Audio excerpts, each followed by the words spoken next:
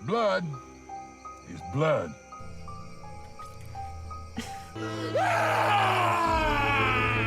Hello friends, welcome to Horrorland. तो आज मैं आपके लिए एक सस्पेंस से भरी एक मूवी लेकर आया हूँ जिसमें हम एक बहुत ही पावरफुल क्रिएचर को देखेंगे जो कि पहले इंसान था और कुछ इंसिडेंट होती है और हम एक लेडी को नेकेड होकर लेक में नहाते हुए देख पाते हैं। और वहीं पर लेक की दूसरी साइड एक बड़ा सा क्रोकोडाइल भी उसी लेक में घुस जाता है, जिसके बाद में वो उस पर अटैक कर देता है। और जब वो लेडी अपनी जान बचाते बचाते किनारे तक आ जाती है तो हम देखते हैं कि उस क्रोकोडाइल ने उसके दोनों पैर खा लिए हैं, जिस वजह से थोड़ी देर तड़पने के बाद में वो लेडी इन जंगलों के बीच में मर जाती है। सीन कट होकर शिफ्ट होता है और कुछ कॉलेज स्टूडेंट के ग्रुप पर, जिनमें ऑस्कर और उसकी सिस्टर कैरन, रेंडी और उसकी गर्लफ्रेंड बर्थ, रेंडी की सिस्टर एमिली और उसका बॉयफ्रेंड नील्स होते हैं। वे सभी अपने वेकेशन को एंजॉय करने के लिए एक लोकेशन पर जा रहे थे कि तभी एमिली को एक गैस स्टेशन दिखाई देता है, जिसके बाद वो सभी वहाँ पर थोड़ा रेस्ट करने के लिए रुकते हैं और रेंडी कुछ बियर की बोतल बाय करता है। उसे यहाँ के शॉप के वर्कर का बिहेवियर थोड़ा वियर्ड लगता है,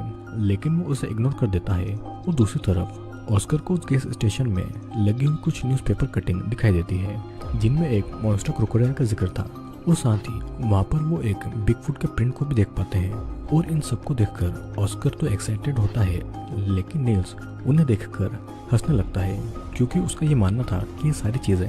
बस टूरिज्म को बढ़ाने के लिए की जाती है, वरना आजकल की जनरेशन में इन सब रूमर्स पर यकीन करना बेवकूफ़ी वाला काम है। और इसे सुनकर गैस स्टेशन का एक वर्कर जिमी नाइल्स पर गुस्सा करते हुए बोलता है कि जब किसी चीज़ के बारे में नॉलेज ना हो तो उसके बारे में कोई कमेंट भी नहीं करना चाहिए। और एक मॉन्स्टर कैसा दिखाई देता है इसके बारे में तुम्हें कोई भी आइडिया नहीं है। फिर इन सब की बातें चली रही थी कि तभी ऑस्कर को वहाँ पर एक डॉक्यूमेंट्री दिखाई देती है, जिसमें लिखा था कि पास में एक मॉन्स्टर ग्रिमली का हाउस है और उसे देखने की कीमत $5 है। और उसे पढ़कर ऑस्कर वहाँ पर जाने के लिए एक्साइटेड होता है कि तभी उस गैस स्टेशन का ओनर चॉपर आ जाता है, जो कि उन्हें वहाँ तक जाने का एक नक्शा बनाकर देता है। लेकिन एक वर्कर उन्हें वहाँ पर जाने से मना करता है और बताता है कि वो मॉन्स्टर अभी तक 71 लोगों को मौत के घाट उतार चुका है और इनमें से एक मेरी माँ भी थी। लेकिन वो सभी उसकी बातों पर ध्यान नहीं देते हैं और वहाँ पर जाने के लिए निकल जाते हैं, जहाँ पर रास्ते में ऑस्कर अपने फ्रेंड को वो नक्शा दिखाते हुए एक स्टोरी सुनाता है कि आज से बहुत साल पहले लुइसियाना में एक फैमिली रहा करती थी, जिनमें से बस 2 ही किसी इंसिडेंट के बाद में जिंदा बचे थे। और उनमें ग्रिमली और उसकी सिस्टर कोरलिन थी और वो अपनी डायनेस्टी को आगे बढ़ाने के लिए आपस में ही शादी करने वाले थे। लेकिन एक दिन कोलिन अचानक से गायब हो जाती है और उसे ढूंढते ढूंढते ग्रिमली को एक लेक के पास में उसके खून से सने कपड़े मिलते हैं और उसे देखकर वो बहुत ही ज्यादा रोता है। उसे लगता है कि एक एलिगेटर ने उसे खा लिया है और उसे बदला लेने के लिए पानी के अंदर बनी उसकी गुफा तक चला जाता है, जहाँ पर वो उस विशाल व्हाइट एलिगेटर को देखता है जो कि कोरलिन की बॉडी को खा रहा था। और उसे देखने के बाद में ग्रिमली को बहुत गुस्सा आता है और वो उस पर अटैक करके उसका मुंह फाड़ देता है, जिससे कि वो एलिगेटर वहीं पर मारा गया था। फिर इसके बाद में हम देखते हैं कि ग्रिमली अब बस एक मॉन्स्टर बन चुका है, जो वहाँ पर पड़े हुए बॉडी के पार्ट्स को एक एक करके खाने लगता है और अपनी सिस्टर कोरलिन के कटे हुए हाथ को भी वो खा रहा था। और देखते ही देखते ग्रिमली अब एक राक्षस बन चुका था। और इस इंसिडेंट के बाद में ये कहा जाता है कि ग्रिमली उसी फॉरेस्ट में रहता है और वो अपने लिए एक ब्राइड को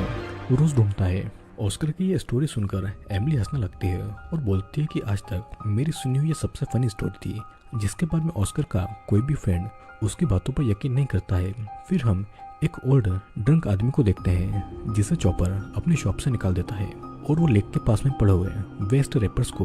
उठाने लगता है। और पानी के अंदर पड़े एक रेपर को उठाने के लिए जैसे ही वो जाता है कि तभी हम देखते हैं कि एक क्रोकोडाइल भी उसी लेक में घुस गया है। लेकिन समय रहते वो ओल्ड मैन उस रेपर को उठा लेता है और अपनी विक्ट्री को एंजॉय करता है कि तभी ग्रिमली वहाँ पर उसका हाथ उखाड़ देता है और बेरहमी से उसे वहीं पर मार डालता है। फिर हम उन सभी फ्रेंड्स को देखते हैं जिनके सामने अब फॉरेस्ट एरिया आ जाता है, जिसके बाद में वो वहाँ से पैदल आगे बढ़ने का डिसाइड करते हैं। और ऑस्कर एक हथियार को निकालकर उत्सुकता से आगे बढ़ता है, लेकिन यहाँ पर स्पाइडर उस पर अटैक कर देते हैं और उसकी आवाज़ सुनकर सभी उसकी हेल्प के लिए वहाँ पर आ जाता है। और एमी ऑस्कर के लिए पानी लेने के जाती है कि तभी वो वहाँ पर ग्रिमली को भी नोटिस करती है। उसकी मौजूदगी का एहसास एमिली को नहीं होता है और पानी लेकर वहाँ से चलने लगती है। फिर वे सभी ऑस्कर को एक हॉस्पिटल में ले जाने का डिसाइड करते हैं, लेकिन नाइल्स उन्हें बताता है कि ये स्पाइडर पॉइजनस नहीं है और ऑस्कर थोड़ी टाइम के बाद में बिल्कुल नॉर्मल फील करने लगेगा। फिर वे सभी अपने सफर को जारी रखते हैं और कुछ ही दूर चलने के बाद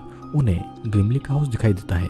जिसे अंदर से चेक करने के लिए ऑस्कर आगे बढ़ता है, लेकिन वहाँ पर बैठे पिजन से वो डर जाता है। और इसके बाद वो सभी वहाँ पर अपनी रात गुजारने के लिए ग्रिमली के घर के पास ही अपना टेंट लगाने का डिसाइड करते हैं। अब हम रात का सीन देखते हैं जहाँ पर वे सभी फ्रेंड्स आराम से बैठकर बियर को एंजॉय कर रहे थे और उनसे कुछ ही दूर हम ग्रिमली को भी देख पाते हैं जो कि उन्हें देख रहा था। और फिर रैंडी कार से कुछ और बियर्स बोतल लेने जाता है और दूसरी तरफ नाइल्स और एमिली भी फॉरेस्ट को एक्सप्लोर करने के लिए चले जाते हैं। फिर हम सभी उसी फॉरेस्ट में उन गैस स्टेशन वर्कर को देखते हैं जो इन सभी फ्रेंड्स का पीछा करते करते यहाँ पर आ गए थे। और इनकी बातों से हमें पता चलता है कि ये दोनों उन लेडीज का रेप करना चाहते हैं। फिर जिमी वहाँ जाने के लिए बाहर आता है, लेकिन उसका फ्रेंड टॉयलेट करने के लिए रुक जाता है और वो खुद को उन लेडीज का रेप करते हुए इमेजिन करने लगता है और प्लेजर भी लेता है। वहीं दूसरी तरफ जिमी उसे आवाज लगाता है कि तभी ग्रिमली वहाँ पर आकर उसकी नेक के एप्पल बॉक्स को ही उखाड़ देता है और उसे बुरी तरीके से मार डालता है। अब हमें टेंट का सीन दिखाया जाता है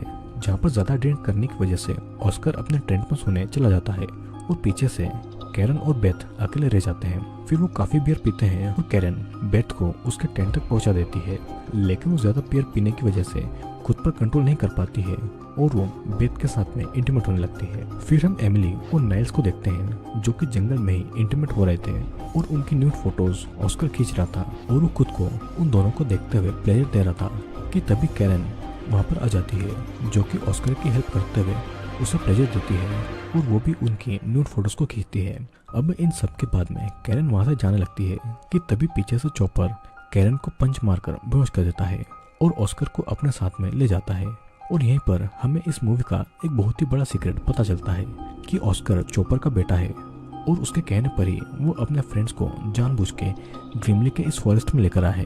क्योंकि उसके फादर ग्रिमली के गुलाम थे। और इन लोगों को बात करते हुए रैंडी सुन लेता है और वो वहाँ से भागने वाला होता है कि तभी वो अपने सामने ग्रिमली को देख लेता है जो कि टेंट में रखी हुई एक बॉडी को खाने जा रहा था, जिससे कि रैंडी की हालत खराब हो जाती है। अब अगले सीन में हम ऑस्कर और एमिली को नाइल्स के पास देखते हैं जहाँ पर वो उन्हें बताता है कि रैंडी को कुछ हो गया है और वो सभी पर बेवजह हमला कर रहा है। ये सुनकर नाइल्स टेंट में चेक करने जाता है और रास्ते में ही उसको ग्रिमली दिखाई देता है, जिसको देखने के बाद में नाइल्स बहुत ही ज्यादा डर गया था कि तभी रैंडी पीछे से आकर नाइल्स को भागने के लिए बोलता है और वो दोनों ही अपनी जान बचाकर वहां से भागते हैं और ग्रिमली भी यहाँ पर उनका पीछा करता है। दूसरी तरफ हम चॉपर को देखते हैं जिसने कैरन को एक चेयर से बांधा हुआ था और यहाँ पर हमें पता चलता है कि कैरन चॉपर की डॉटर है और वो यहाँ पर उसे एक लॉकेट पहनाते हुए ये बोलता है कि ये लॉकेट पीढ़ियों से हमारे परिवार में चलता आया है और अब मैं इसे तुम्हें देता हूँ। इतना कहने के बाद में वो अपने बैग से एक बड़े से हथियार को निकालता है जिसकी मदद से वो उसके दोनों पैरों को काट देता है और वहीं उसे ग्रिमली के लिए तड़पता हुआ छोड़कर चला जाता है। अब हम बेथ को देखते हैं जो कि अपनी नींद से उठकर बाहर आती है और रैंडी को आवाज लगाती है कि तभी उसके सामने ग्रिमली आ जाता है जो कि उसे अपने साथ में ले जाता है। और इसके बाद में सीन कट होता है और बेथ के साथ क्या हुआ ये हमें इस मूवी के एंड में पता चलेगा, तो वीडियो को एंड तक पूरा जरूर देखना। अगले सीन में हम कैरन के पास में ग्रिमली को आता हुआ देखते हैं जहाँ पर वो उसके लिए अपनी सिस्टर की ड्रेस लाया होता है और वो कैरन के नेक पर उस लॉकेट को भी देख लेता है, जिसके बाद में वो कैरन को डराता है क्योंकि ग्रिमली ने कैरन को अपनी ब्राइड सिलेक्ट नहीं किया था और वो बहुत ही गुस्सा हो जाता है।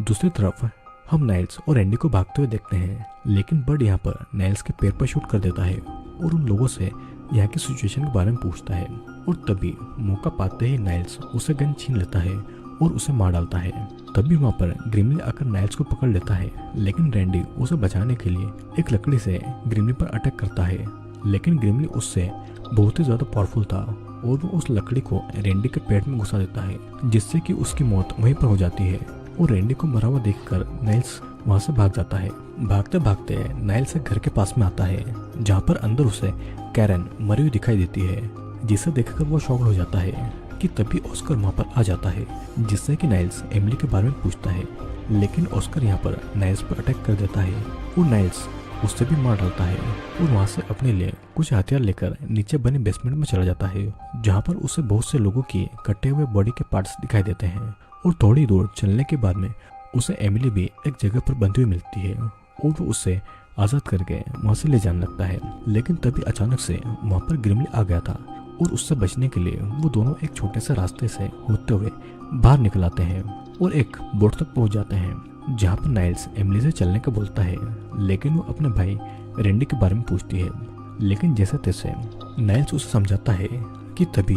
उस बोट पर रेंडी का कटा हुआ सर आकर गिरता है और उसे देखकर एमिली चिल्लाती है और तभी पीछे से कुछ लोग आकर उसे अपने साथ में ले जाते हैं और ग्रिमली नाइल्स को पानी में ही धक्का दे देता है। अब हम उस जगह पर बहुत से लोगों को इकट्ठा हुआ देखते हैं जहाँ पर चॉपर एक रिचुअल को परफॉर्म करता है और वो अपने गॉड यानी कि ग्रिमली से एमिली को प्रेग्नेंट करने के लिए बोल देता है, क्योंकि उन्हें ऐसा लग रहा था कि ग्रिमली ने एमिली को अपने ब्राइड के रूप में एक्सेप्ट कर लिया है। फिर वे अपना रिचुअल आगे बढ़ा ही रहे होते हैं कि तभी वहाँ पर नाइल्स आ जाता है और उसे देखकर ग्रिमली उस पर अटैक कर देता है और वो नाइल्स को मारते मारते अधमरा कर देता है। और जब वो उसको पूरा मारने ही वाला होता है कि तभी नाइल्स उसके कान के पास में काट लेता है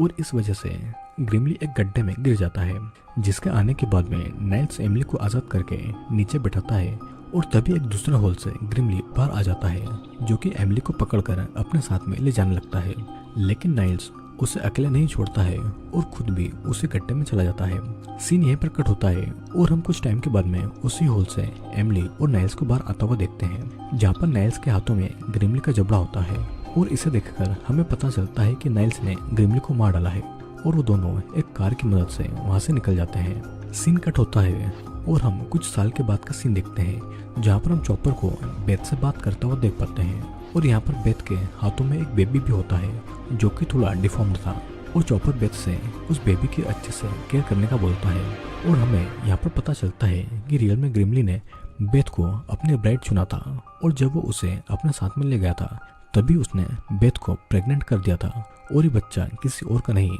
बल्कि ग्रिमली का ही होता है। और इसी के साथ में ये मूवी यहीं पर एंड हो जाती है। दोस्तों, आज की हमारी इस मूवी में हमने एक पावरफुल क्रिएचर को देखा जिसने कुछ इंसिडेंट के चलते अपनी पूरी फैमिली को खो दिया था और इसीलिए वो अपने वंश को आगे बढ़ाने के लिए पूरी लाइफ एक ब्राइड को सर्च कर रहा था। वो अपने ही पसंद की ब्राइड चुनता था और इन द एंड उसने बेथ को अपनी ब्राइड चुना और उससे अपना बच्चा पैदा करवा कर अपने वंश को आगे बढ़ाया। तो दोस्तों, आई होप कि आपको वीडियो पसंद आया होगा। वीडियो पसंद आया हो तो वीडियो को लाइक करके चैनल को सब्सक्राइब जरूर कर देना और अगर